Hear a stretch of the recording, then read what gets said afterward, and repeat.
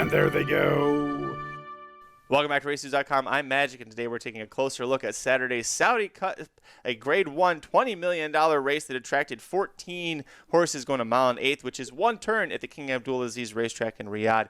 With me to preview this race is Dr. Miranda. And Dr. Miranda, I give you a lot of credit. You loved Mishriff in this race last year. Mishriff was the champion. He returns here for John and Thaddy Gosden, but are you going to put him on top? I'm curious. Take us through the field. We will start off with Country Grammar. This is the first of the U.S. horses trained by none other than Bob Baffert. He's not raced in almost a year, 3 races back. Did face Tis the Law in the Travers Stakes. If that tells you anything, he does have some class. Bob sent out a freak of a horse last year with Charlatan. Didn't even win. So with that said, I'm not going to use this one either. Then we have Aero Trim. It's a Brazilian horse, and this is the first time a South American horse has ever run in the Saudi Cup. The only info I could really find on him is that he won the Grand Premier Latino America, which is apparently like the Kentucky Derby in Saudi Arabia or South America.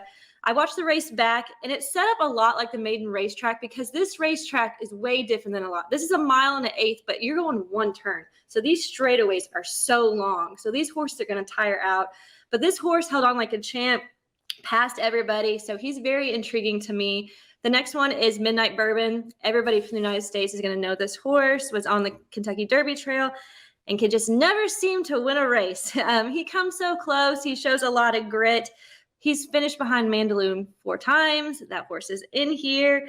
I just don't really like him in this place. Another thing that I want to say about it, that in these races, there's not handlers in the gates.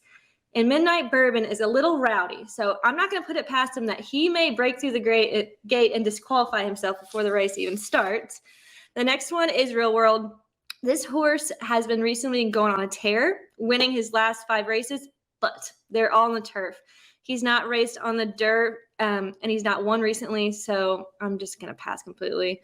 Emblem Road, bred in Kentucky, won the King Faisal Cup at a mile on the dirt. That's the only info I have on him, and I'm just going to pass. Then we go to Mandaloon, your unofficial winner of the Kentucky Derby. He took a break after winning the Haskell, skipped the Breeders' Cup because they were ultimately pointing him to this race. He won his warm-up race, I like to call it, last month in the Louisiana. I think he's going to be favored when this race starts. He has a great post. He likes to race forward and stalk, which could really work out in his favor because, like I said, a lot of these horses are going to tire. If you watching these races in the past, all the front runners always just seem to drift behind. The next one is Magny Cours. He's been on this track before. He was in the Dubai World Cup last year where he finished 3rd. Since then, he's been doing decent on the turf in France. He was able to close last year in the Dubai World Cup, but that was a little bit longer of a race, and he's going to have to be a lot closer to the pace if he wants to do that again. The next one is T.O. Keynes. It's a dirt horse, so that's a plus for him. He is Japanese bred, most recently won the Champions Cup, but the Champions Cup doesn't really impress me because last year, Chua Wizard, who was in this race, won the Champions Cup and didn't even show up in the Saudi Cup. So I know the Japanese horses are getting better, but I don't like him at all in this race. Then we go to Art Collector, another U.S. horse. He was great as a 3-year-old until he got sick. He got off of the Kentucky Trail. He came back, and he wasn't doing that great. They put him in the Breeders' Cup Classic, and he didn't, or not Class Breeders' Cup, and he didn't do well at all in November. So I just don't think he really has a chance in this race at all either. And then we go to Making Miracles. This is a 7-year-old horse who, after a decent career, came back after an 18-month layoff, ran 1 race, and then took another year off, and then won the next race. Watching that race, he led the entire stretch and won pretty impressively, but that was less than a month ago, and I'm not sure how a 7-year-old recovers from a race that was less than 4 weeks ago. Then we go to Steal Away, another European horse who has no experience on the dirt.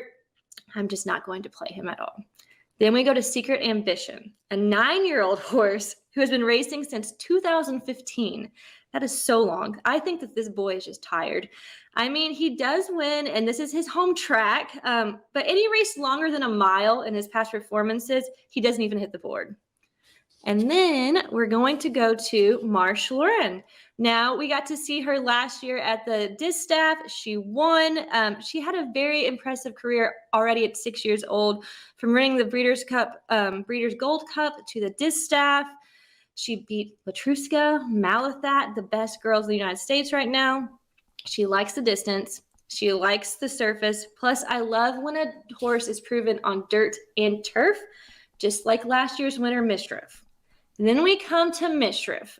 He was the last year's winner of the Saudi Cup, stayed in maiden, and then won a G1 turf race. Went back to Europe. He's hit the board every single time. Most recently got fourth in the Champions Stakes at Ascot. Now, he hasn't been back on dirt since last year, but that doesn't concern me because they kind of do this with him. They run him on the turf in Europe. They run him on the dirt in Saudi Arabia, and he seems to win no matter what. So with my top pick, I'm going to go with Mishriff again. I just think he has the class of the field. I think he's better than these horses. And the United States horses, I just don't think that they do this great, especially at this track, because it's so different from what they're used to. Now, in an exacta box, I'm going to put in Mishriff, Mandaloun, and Marsh Lorraine. In a trifecta box, I'm going to add in Aerotrim. Now, in the superfecta box, I'm going to add in Midnight Bourbon. 14 horses, lots of different ways to go, lots of different backgrounds for these horses, so it's very interesting to see where they come from. And of course, Dr. Miranda doing all the research so you don't have to try and figure out where they came from, who they faced, or how good it was. She's got it all right there for you. Head over to racenews.com. We have free picks for every race, every track around the United States. We also have at our YouTube channel, youtube.com/racingdudes, full coverage of both the Kentucky Derby and the Kentucky Oaks. Dr. Miranda is our resident Kentucky Oaks expert, so make sure you go check out all of her work over there as well. Hit like if you like the video, hit subscribe if you really like it. Tell us below in the comments who's winning the Grade 1 Saudi Cup on Saturday. We'll see you at the track. This has been a presentation of RacingDudes.com, your destination for all things horse racing and sports betting. Whether you want free winners, expert insider picks, up-to-the-minute trackside weather reports, or podcasts and videos for bettors of all skill levels, never make another wager without visiting the Racing Dudes. First,